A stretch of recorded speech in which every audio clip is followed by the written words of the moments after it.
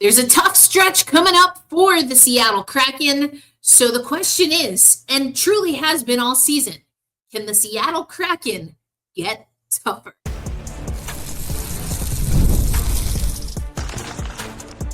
You are Locked On Kraken, your daily podcast on the Seattle Kraken, part of the Locked On Podcast Network, your team every day. Hey, what do you say, Seattle hockey fans? Welcome to another episode of Locked On Kraken, part of the Locked On Podcast Network, where we bring you your favorite team every single day. Erica L. Ayala here, your host of Locked On Kraken, thanking you for making us a part of your daily destination. You may know me, of course, not just from Locked On Kraken, but also the Locked On NHL Women's Hockey Spotlight that will soon become a Saturday standalone show. So we will have a once-a-week show for 30-ish minutes. So not just the 15 or so that we've been using on the Friday episodes every other Friday. So we're so excited for that. And as always, we want to make sure that you are tapped into what we're doing throughout the Locked On Podcast Network, but specifically the Locked On NHL channel. Before we get into too much more, I want to tell you today's episode is brought to you by my friend at Game Time. Download the Game Time app, create an account, and use promo code LOCKEDONNHL, and that will get you $20 off your first purchase. There's a lot that I want to talk about. There's a lot that I did talk about. I tried the toxic positivity route. I went the scorched earth route. So now we just got to get back to what we do here on Locked On Kraken. I'm going to get back to what I do here, and that's exactly what the Seattle Kraken also have to do. I do think there is a little bit of finding the identity for this team. I mentioned that in one of our episodes. I was talking about actually our Kansas City Mavericks team. When I spoke to Tad, I was saying, or when I played those clips from Tad O'Had while he was here in Tulsa, I explained that Kansas City Mavericks team, they seem to have an identity. They know what their bread and butter is. Now, the execution is a little bit of a challenge. And even just now, I was saying that, does this Kraken team have an identity? I mean, maybe let me know in the comments what you think here. If you're watching on YouTube, you can just type that in the comments or let me know on social media. But do you think that this Seattle Kraken team has an identity? I go back and forth, but I thought it was interesting to hear Jared McCann say something similar to what we heard from our Kansas City Mavericks team, that this team, maybe it's not that they are without an identity, but it's just that the execution is faulty. We know the execution is faulty. But here's what Jared McCann had to say after the second loss in back-to-back games to the San Jose Sharks. Execution, making bad plays with the puck, not getting it deep, and turn the puck over, and it just always seems to kind of go in the back of our net. So, when that happens, you just got to simplify. You're not going to beat teams, scoring 5-6 goals every game, right? Sometimes you just got to win 1-0, 2-0, and the quicker we realize that, the better we're going to be. Jared, you can play a good game and lose, but it seems like you guys feel that this isn't close to a good game for what you guys want right now. No, it was a very average game for us. I think we made them look pretty good. I think that we did it to ourselves. We just need to be better. Every single guy in here, myself, I gotta be better. I gotta get pucks in deep. I gotta stop turning the puck over, and that's something I gotta be better at. I think that's gonna be on our leadership group. We gotta maybe sit down everybody and just the players and kind of figure it out here. And we obviously we know we can beat good teams. We've proven it, and we just got to get back to it. And that's exactly it. The Seattle Kraken know they can beat good teams, and they're going to have chance after chance to do that in this coming road trip. I will be with the Seattle Kraken for 2 of the next 4 games on the road. The games in New Jersey and in New York. I get to go back home for a little bit. Kraken are taking on the Carolina Hurricanes tomorrow, who are 16-7-1. The Islanders, we also take on. They're 9-10-6. But then you have the Devils and the Rangers, who are playing pretty well as well. Right now, the Rangers sit at 13-9-1, while the Devils are 16-9-2. So this is a prove it opportunity. This is a really good opportunity for the Seattle Kraken. Things have been tough, but they've been self-inflicted. And, it was interesting again to hear Jared McCann say that it's execution, it's effort, it's focus. I think an underlying theme is probably also discipline. It hasn't been injury. We know that Eberle has been out. Vince Dunn just returned to the lineup, and we'll hear from Vince in a little bit, as well as Dan Bylsma later on the episode. But neither one, Vince Dunn nor Dan Bylsma, felt that, he was 100% definitely working off some rust. But I think it goes without saying that everyone's expecting for Vince Dunn to be a contributor once he gets his timing back. And that's going to be huge. It's especially huge because we found out that hearing from Dan Bylsma today that there's a chance that we will not have Riker Evans in the lineup. He has a nagging injury that he suffered in the last San Jose game. Dan Bylsma did say that he was able to finish out the game, so that's good. But there are still some concerns. Here's what Dan Bylsma had to say. Concerned about him? Is he okay? Any update on him?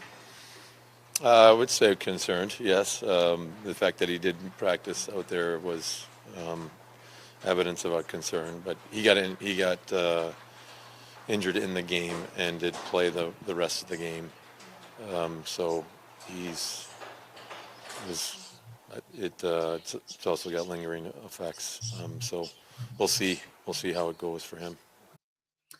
So we don't know about Riker Evans.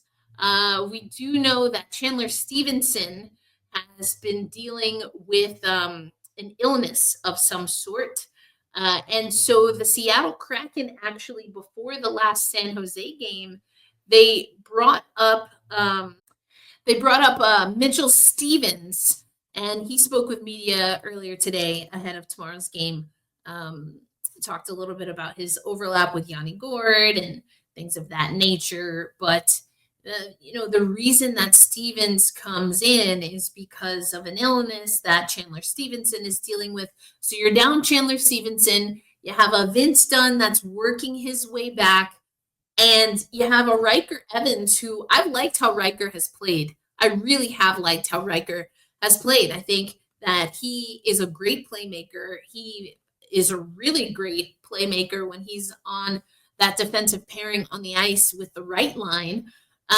I will say I did not understand breaking up the right line. So I want to go over what we got regarding the lines in the San Jose game. So we had Mitchell Stevens, but we broke up the right line. Why would we do that? Ellie Tolvanen, Shane Wright, and Ryan Winterton. Now, if you're going to put someone else on the right line, Winterton and Wright obviously have played with each other at Coachella Valley. But the reason that line is singing the way it is because of Ellie Tolvanen and Oliver Bjorkstrand's chemistry and Shane Wright's capability. The lines were Schwartz, Beniers, Bjorkstrand, McCann, Gourde, Burakovsky, Tolvanen, Wright, Winterton, Cartier, Stevens, and Tanev. Now, then it becomes, well, if you keep Oliver Bjorkstrand with Shane Wright, where does Winterton go? I would probably put him with Stevens and Cartier and then slide Tanev to the probably to the Gourde line and then put Burakovsky with Beniers and Schwartz. That's what I would have predicted. That's not what we saw. So I remember seeing those projected lines and being a little bit miffed. I would not have separated Tolvanen, Wright, and Bjorkstrand. So there you go. But coming up on Locked on Kraken, I want you to hear from Vince Dunn. He made his return. He talked a little bit about what it felt like to be out there. He was with Adam Larson. So if we just go back to those lines, well, I guess we can talk about that in the next segment, we'll talk about who the defensive pairs were. And then I'll get you ready for the upcoming schedule, including where I will be, how that might change what this week's schedule looks like, but also where you can find my analysis about the teams that we're about to face after Carolina. That will be a little bit later in the week. We'll get into all of that and so much more on this episode and this week on Locked On Kraken.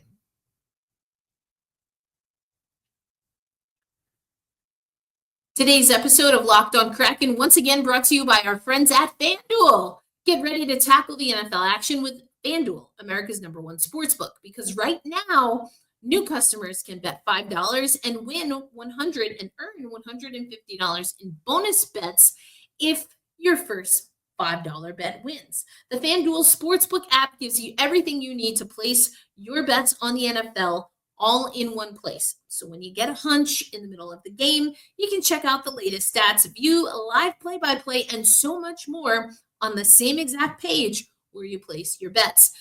Just visit FanDuel.com to join today. You'll get started with $150 in bonus bets if your first $5 bet wins. That's FanDuel.com. Never waste a hunch and make every moment more with FanDuel, an official sportsbook partner of the NFL. Today's episode of Locked On Kraken also brought to you by Game Time.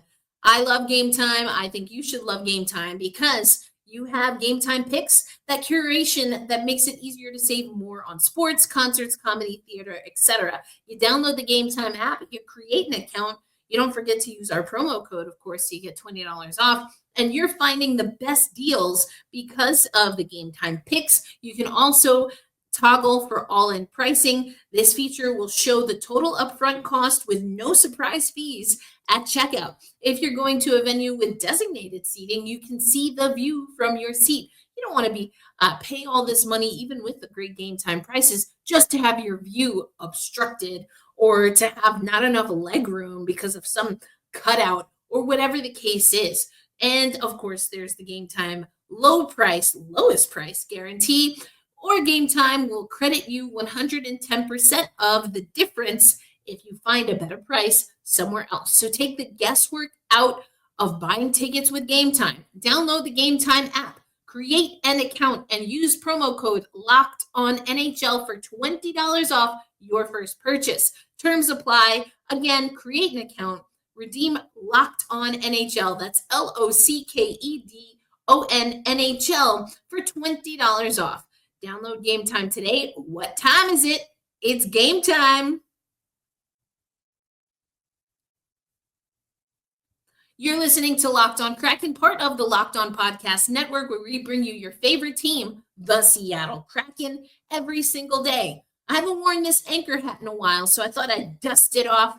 The Seattle Kraken looking to get back into the win column. And, they did have a good, successful home stretch not too long ago, but it feels like they're far away from that. We heard what Jared McCann had to say about that, including that he and the rest of the leadership have to step up. He alluded to an all-players meeting. We're going to hear from Vince Dunn shortly, who also alludes to a players-only meeting.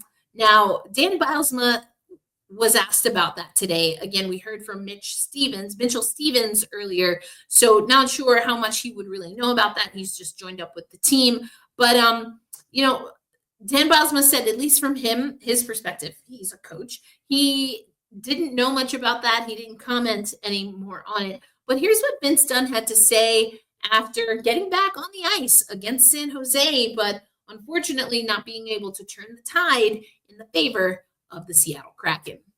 What's it been like for you trying to get back in this lineup and despite the results tonight, how did it feel actually being able to get back in there? It was a lot of work.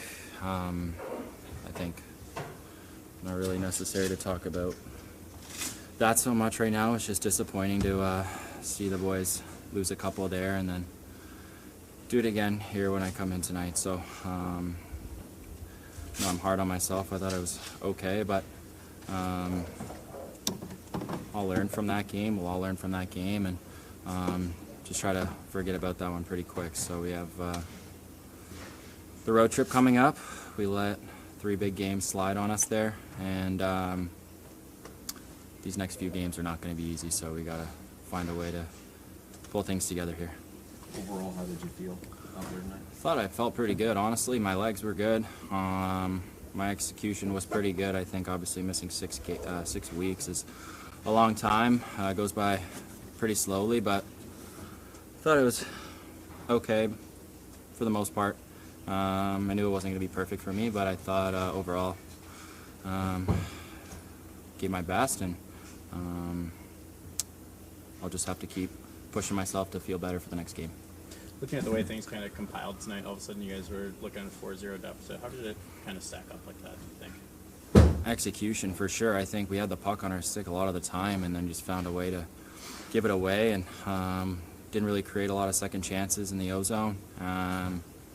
Their goalie made some big saves, but we didn't make it hard enough on him. So look at all the goals. They're not highlight reels. They're some bounces that didn't go our way, but obviously the execution beforehand didn't help our chances. So yeah, it's not an effort. I think guys are trying at least to do the right thing, but maybe overcomplicating themselves and trying to do other people's jobs. We talked about that before this game, and the time out there. So yeah, it really sucks. I think everyone's definitely feeling the heat. The crowd came in it tonight and gave us their best energy right from the start, and we didn't find a way to use that. So it's disappointing these last few games at home for us, and we're going to have to learn about this really quick.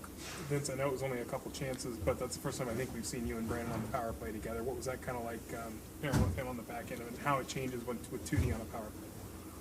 Yeah, it's pretty different. He's very offensive, so I think his instincts make him dynamic on the power play. Then again, we didn't create that much on the special teams, so not to point it at him by any means, but I think as a whole out there, we got to figure this out. We had 2 last game. One was a lucky bounce off the end wall, so we can't really say that was too pretty either. So we gotta be the difference out here. We at least got to create momentum, give teams a push when guys are working hard to draw penalties, and yeah, it sucks. It really sucks. We feel the pressure. But I think now we got nothing to lose, nothing to feel sorry for. We just got to go out and execute and come together here. You know, Vince Dunn dropped a lot of truth bombs in there, talked about how it doesn't feel good, and the guys do feel the pressure. I thought it was an interesting phrase that he used, talking about maybe at times guys trying to do someone else's job. And I see that. I feel like we've been talking and alluding to that on Locked On Kraken, because it just it's a little bit of pressing, but not in a productive way. And if you're focused sometimes on what someone else is doing, I have to learn this as a life lesson. I really try to focus on this. Because I can get so focused on other things and why isn't this happening? Or, this is what should be happening, that I'm not focusing and paying attention to what I should be doing in the moment. And I think that's a human thing. And it was interesting to hear Vince Dunn say that he feels that's how the Kraken are playing right now. He was asked about playing with Brandon Montour on the power play. Obviously, the power play has not been good. And so to see that Montour and Vince Dunn both got some power play time, we haven't seen a 2D power play for the Seattle Kraken. I think that speaks to what Dan Bilesma wants to see as far as puck movement, as far as taking shots. When you have the shot, take the shot. And we know Vince Dunn can do that again. I think he's getting his touch, his feel, his timing back. He said the legs felt good, so that's a really great sign.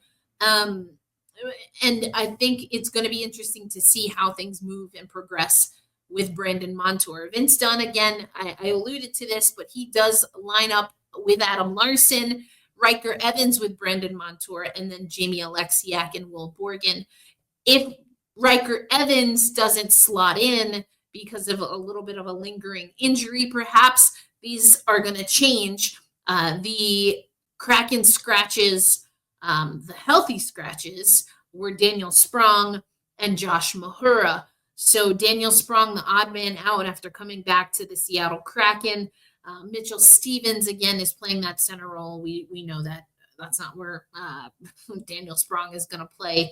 But Ryan Winterton also getting some time. So it's going to be interesting to see if, because this is a road trip, how the Seattle Kraken can rebound, how they recollect, how they reset. They really need to be able to do that mentally, physically. I think that they've had some time to do that. And the philosophy has to be better. And it will be interesting to see what happens, of course, against Carolina. And by the time I catch up with the game, they will have played Carolina and the New York Islanders. So I will try to see if I can find out anything with regard to, did that players only meeting happen? How many players only meetings have happened throughout the season? So we'll see if we can get some answers for that when we hit the road. Coming up, let's go over the schedule. I know I've alluded to it, but I also want to let you know what to expect on Locked On Kraken this week. We'll get into all of that as we close out today's Monday episode of Locked On Kraken.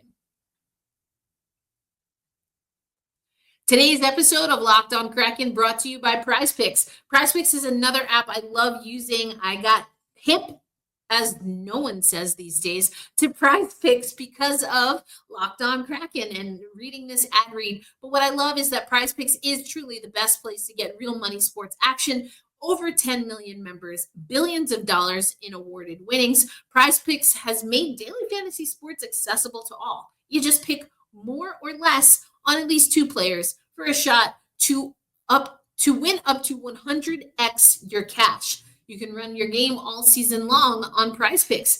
And I've used PrizePicks before. I like using it in the WNBA season as well as the NHL season every once in a while. I think it's a really great place to also just kind of test your knowledge about a favorite team, a favorite league. This week on PrizePicks, maybe you're looking at to see how many minutes per game. Vince Dunn was, I think, just about 22, 23 minutes time on ice. Is that something that you want to keep an eye on? If you're already looking at it because you're keeping an eye on the Kraken, why not make some money? How many saves will Joey Decord get? Things of that nature. So download the app today and use promo code LOCKEDONNHL to get $50, instantly after you play your first $5 lineup. Again, you can download that app today. Use promo code LOCKEDONNHL to get $50 instantly after you play your first $5 lineup. PrizePicks, run your game.